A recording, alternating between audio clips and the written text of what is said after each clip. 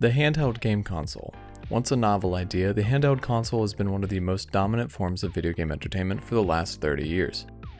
Something we all take for granted thanks to the Nintendo Switch, newly announced Steam Deck, and our smartphones, handheld gaming allows for fun experiences on the go, or in more recent years, the same quality of game you'd get on a home console, held in both hands. At one point in time, however, it was unheard of to take something like Pong on the go, and portable gaming was seen as a time killer, a cheap substitute for the arcade experience. However, one man saw the potential of handheld gaming and was able to harness the low power of calculator electronics to create the Game & Watch.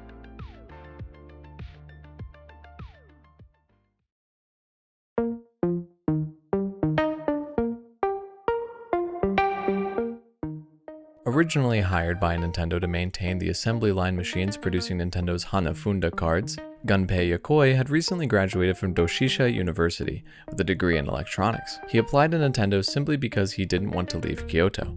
Though the job he worked had little to do with electronics or electrical engineering, Yokoi would catch a break with an extending arm device he crafted, which would eventually become the Ultra Hand.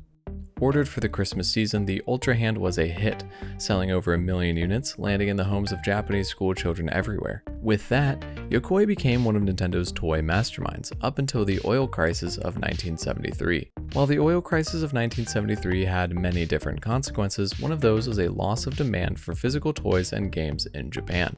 Nintendo's CEO Yamauchi-san decided to shift gears for Nintendo, snagging the Japanese distribution rights for the Magnavox Odyssey in 1974, officially marking Nintendo's shift into the video game industry. By 1978, the research and development team that Yokoi was general manager of would split into R&D 1 and R&D 2. Yokoi would still be the manager of R&D 1, and R&D 2 would go on to develop the Color TV game series of consoles, which were Nintendo's first dedicated home consoles.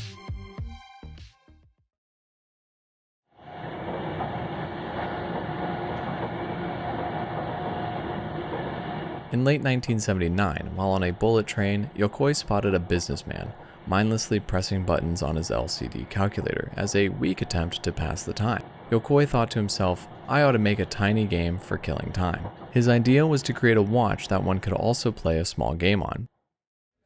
While thinking through the intricacies of his idea, a request from Yamauchi came, a request for Yokoi to drive him. Yokoi was one of the few people who knew how to drive an American car, with the steering wheel on the left, and Yamauchi's chauffeur had come down with the flu. Furious at the thought of driving his boss around, Yokoi would later recall that he took pride in being a departmental head. He wasn't anyone's driver. A boss is a boss though, especially in a company like Nintendo, so Yokoi simply couldn't refuse. However, this also provided a unique opportunity for Yokoi. While Yamauchi was stuck in the back, Yokoi decided to pitch his idea to him, sidestepping the need for an official meeting. If we can make a game machine as small and thin as a calculator, salarymen can play games without getting busted, Yokoi said. Although Yamauchi was listening, he didn't seem to show any sign of interest, according to Yokoi. While the initial pitch seemed unsuccessful, Yokoi only needed to wait a week when he was called by Yamauchi into his office. Waiting for him was Yamauchi himself and the president of the electronics company titled Sharp, Akira Saiki. At the time, Sharp was the biggest manufacturer of calculators. Yamauchi said, "You wanted to make a calculator-sized game machine. Sharp's good at that, so I called them over." Dumbfounded, Yokoi would go into detail about his design ideas, and from there, things started to move very quickly throughout the company. By 1980, Nintendo began launching the first series of Game & Watch consoles. The first game to release was simply titled Ball in Japan. Releasing on April 28, 1980, Ball was a hit, selling around 250,000 units. After that, Nintendo would go on to produce even more Game & Watch games, with the first series being titled the Silver series. With each iteration of the Game & Watch, the tech would change ever so slightly. The units themselves are based on the Sharp SM5XX family of microprocessors, with small ROM and RAM areas included, and the LCD screen driver circuit. While other competitors such as Mattel and Tomy had already produced several portable games, the secret to success for Nintendo was something that would carry them for many generations: lateral thinking of withering technology. With the Game & Watch, Yokoi exploited the cheapness of LCD screens, allowing for very cheap and very light portable gaming systems. While the games themselves may seem novel by today's standards, these were the perfect timekeeper and killer. With the clock in the top right corner keeping the user's time, a bored businessman, kid, housewife, or really anyone could whip out their trusty Game & Watch and play a quick round of ball while waiting for friends, on a train, or just for fun. Throughout 1980, Nintendo would go on to release 4 other Game & Watch games, Flagman, Vermin, Fire, and Judge. Each would sell around 250,000 units, upwards of 1 million units. Nintendo wouldn't stop there, with 1981 not only getting the Gold series, which includes Manhole, Helmet, and Lion, but also the widescreen series, which had Nintendo originals like Octopus, Parachute, Chef, Egg, and Fire, again. But also 2 well-known characters with Popeye and Mickey Mouse also releasing. Going into 1982, Nintendo continued the widescreen series with Turtle Bridge, Fire Attack, and Snoopy Tennis. At Nintendo HQ though, things had been shaken up by an employee by the name of Shigeru Miyamoto. In July of 1981, Donkey Kong released in Japan and North America, with Miyamoto being one of the main designers. Yokoi, however, did help design and would even produce the game. With Donkey Kong being a breakout hit of that summer and Yokoi having a hand in designing it, Yokoi would go back to the drawing board to push the Game & Watch line even further. The first edition, a second screen. The grandfather to the DS, the Game & Watch vertical multi-screen series started off with Oil Panic. With 2 buttons, one to move left and one to move right, the premise is simple but makes good use of the second screen. Only one Game & Watch later would be one of the biggest innovations to the gaming industry yet, the D-pad. After helping Miyamoto-san design Donkey Kong, Yokoi designed a Donkey Kong Game & Watch to capitalize off the arcade counterpart's success. One of the obstacles was to get Jumpman to move. So far, all Game & Watch games only had a couple of buttons, no joystick needed. To get around this issue, Yokoi would end up creating the D-pad with its iconic cross design, allowing for movement in the size of a button. This D-pad was designed for portability and would influence the controller landscape all the way up to today, with just about every controller providing variations of the D-pad.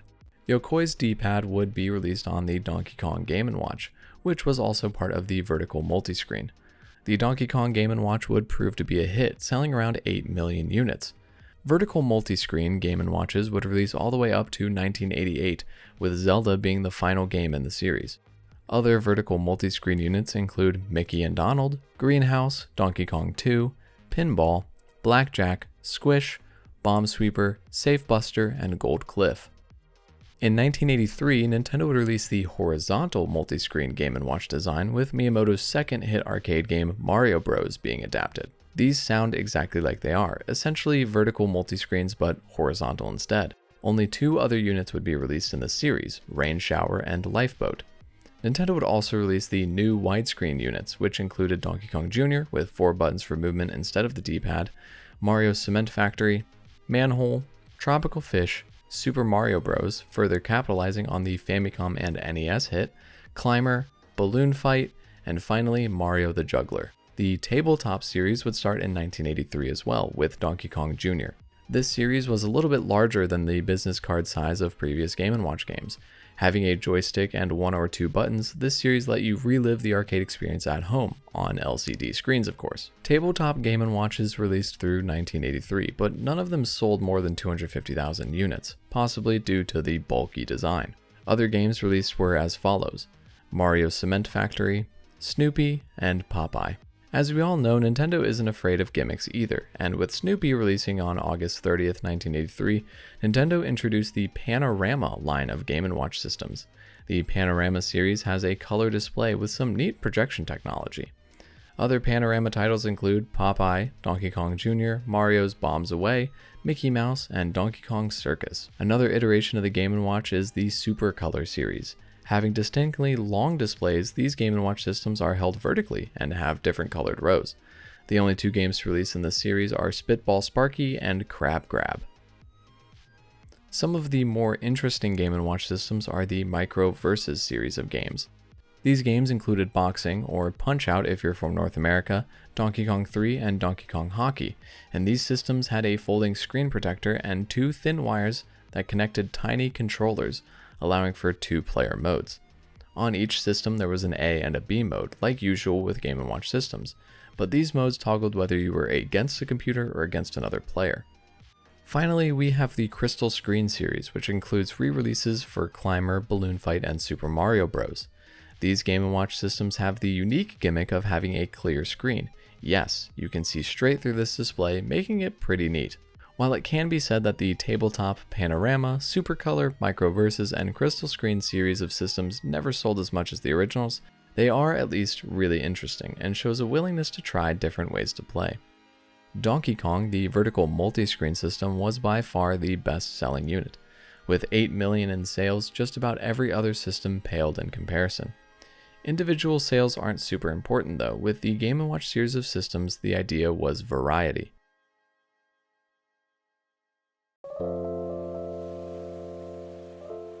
Many great things came out of the Game & Watch. The D-pad, the innovation of handheld play, but most importantly, the technology. Like I spoke about briefly, one of Yokoi's main ideas with the Game & Watch was to use cheap, existing technology in a unique, innovative way to give a one-of-a-kind play experience. Yokoi said, "The Nintendo way of adapting technology is not to look for the state-of-the-art, but to utilize mature technology that can be mass-produced cheaply." This philosophy was eventually titled Lateral Thinking of Withering Technology. Nintendo would go on to use this philosophy in a multitude of ways, whether that be with motion controls in the Nintendo Wii, the Super FX chip bringing new life to the SNES, or even the Nintendo Switch using the Tegra X1 GPU chipset. But arguably the most important application of this is with Yokoi's Game Boy. The Game Boy was, like the Game & Watch systems, quite underpowered and was outperformed by competitors like the Atari Lynx or Game Gear. However, the smart use of the technology within the Game Boy provided better battery life and more portability. Two of the most important things when it comes to playing on the go. One could say that the entire Game & Watch line was a gimmick, that each of these systems were ways to kill time, not to have a true gaming experience. I would argue, however, that the simple joy of taking some time on a train to get a couple of Donkey Kong rounds in is as true of a gaming experience as one can have. Thanks for watching.